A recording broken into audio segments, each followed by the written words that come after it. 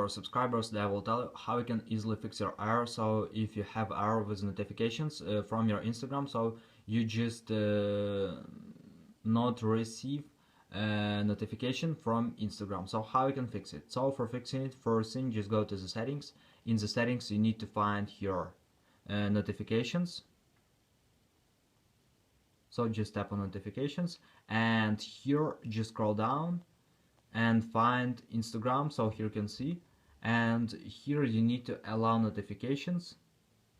So just check all things here, and after it will work. So you will receive notifications from your Instagram app. So who follow you, who likes your photo, comments, and other things. So if it doesn't help you, just go to the general. In the general, just scroll down, just tap on shutdown, slide to power off, wait a few seconds, and just power on your phone again. So just simple, restore your phone. And if it doesn't help you, the latest thing you can try, just update your phone. So just go to the general. In the general, you need to find software update, just tap on it. Now just wait until we'll check for updates, and if you have here available updates, just download and install them on your iPhone.